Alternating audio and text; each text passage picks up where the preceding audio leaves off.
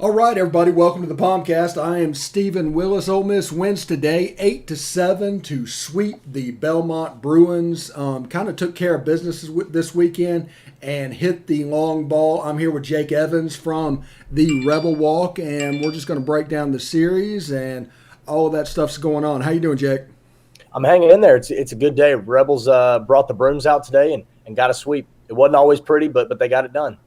Yeah, the thing that obviously anybody is going to be talking about is Tim Elko, 5 home runs in a week. He should be the SEC Player of the Week, but his bat really woke up in the midweek.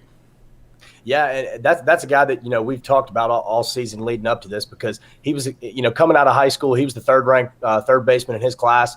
Came in, really kind of underperformed in limited action in his first 2 years. And then last year was hitting the crap out of the ball, 354 before COVID happened. And then, right here at the beginning of this season, kind of slow out of the gate. But like you said, he should be the SEC Player of the Week this week. If he's not, I don't know what's going on. 7 of 11 in this series, 3 home runs, 5 home runs on the week. He was all over the place. He did it all. Yeah, they were able to go deep into their bullpen today. Taylor Broadway closed it out. I think 6 or 7 pitchers were used today. Kind of a good workout day, and it needed to happen. But results and style points don't matter. Just win. Right, exactly. Yeah, and looking at this game, Derek Diamond didn't have his best day. Didn't have his best stuff like we've seen before with him. But one of the luxuries that Ole Miss has right now is that they've got a deep bullpen with a lot of good arms in it. You'd like to be able to have your starter go 5 or 6, maybe more every game, but realistically that just doesn't happen. And Belmont came out; they were swinging the bat well today. They really put their best foot forward these last 2 games of this series, and really made Ole Miss stretch into that bullpen. But like I said, it's a luxury that it's good for us to have, because I really think it's going to pay dividends, especially when you get into SEC play, and depth is key. Yes, and Peyton Chatagnier obviously did not play this weekend. His hamstring's still an issue. Looks like he could play next weekend, but likely the first week of the SEC. You can see the little bit of the hole that's in the bottom of the lineup with him out and what he brings to the table. What are you seeing there? Yeah, coming out right out of the gate, he, SEC Player of the Week, week 1. He tore it up at the State Farm Showdown, made some great plays in the field too. And that's a guy that's really going to be a key piece to this team. When he goes down right there, a lot of teams, this goes back to the depth that I was just talking about.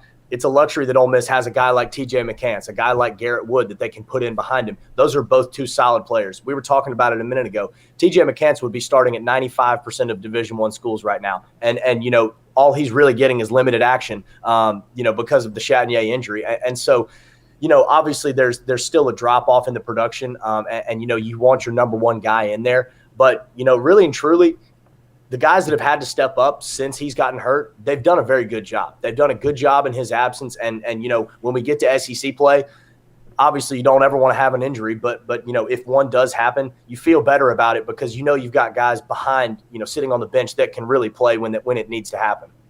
Yeah, and everything, Tim Elko's emergence is going to overshadow Justin Bench's emergence, but that leadoff home run really set the tone for the day and them playing long ball. Yeah, absolutely. And it's kind of crazy. I mean, Ole Miss was out hit this game. Belmont really swung the bat better than Ole Miss did today, but they hit the long ball. That was it. I mean, you go 3 home runs in your first 2 innings. You get Elko, who drops another 3-run bomb later in the game. Kevin Graham picked the Rebs up last night with a big solo home run.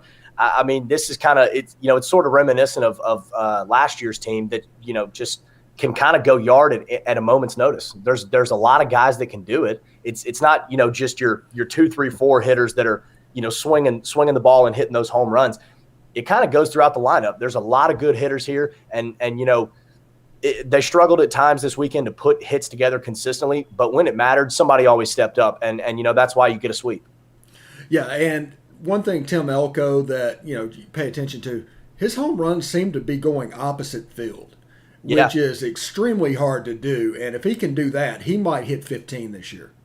Yeah, and when you see a big right-handed third baseman, a guy who's built like Tim Elko, you're expecting all those long balls to go, pull side, go left field, center field, things like that. But when you get consistent spray out towards right center and towards that foul pole in right field, you feel really good about it, because all of a sudden you go, hey, he's not just barreling up good pitches and pulling the ball off. He really can hit the ball. He's spraying it across the field. He's following the pitches. He's not trying to pull outside balls to left field. He's seeing the ball very well right now, and you're seeing the result of it, because he's as hot as anybody in college baseball right now. All right. And coming up, was it Tuesday or Wednesday we have Alcorn? Give me 1 sec. I believe it is, Tuesday. Tuesday, 6:30. Tuesday at 6:30. This weekend we have Louisiana Monroe. Next week in the midweek we have Louisiana Tech.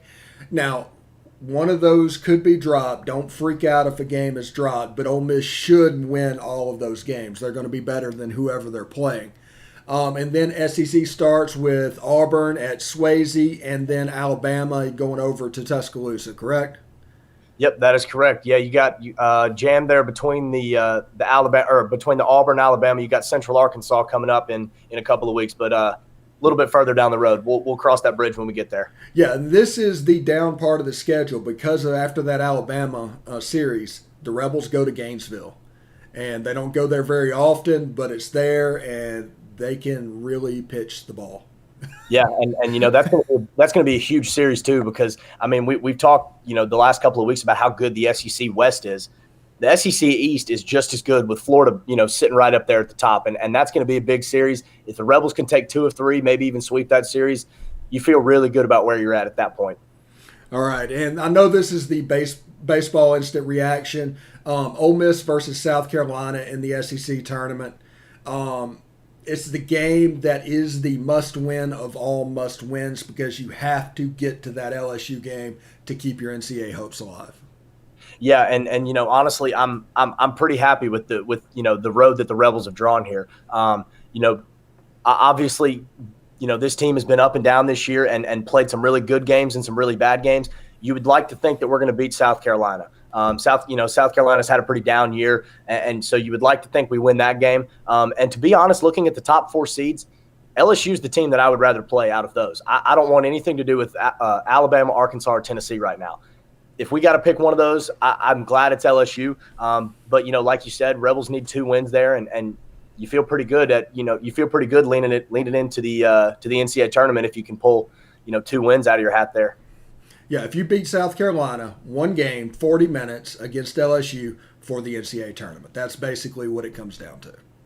Pretty much, yeah. And right now, the Rebels got some help today. Houston beat Memphis. Some good things are falling into place, and it's weird to say, because a lot of times it seems like the ball always goes the other way. It never helps out Ole Miss. Somebody always wins at the last second.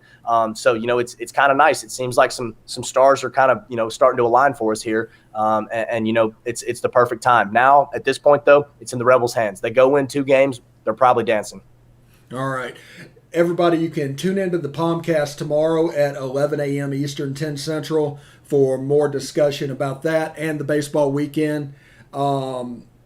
Me and Jake, we're going to get together and do this quite often during the season. Hope you enjoy this, but you can catch us at Positively Ole Miss as the YouTube channel, Positively Ole Miss as the Twitch channel, Twitter at the Stephen Willis. I'm sure Jake is going to retweet it, and Facebook.com/Palmcast. You have anything to add, Jake? That's it. Broom's out. Got a sweep. On to the next one. All right. Right there. We will see you tomorrow on the Palmcast. Until then.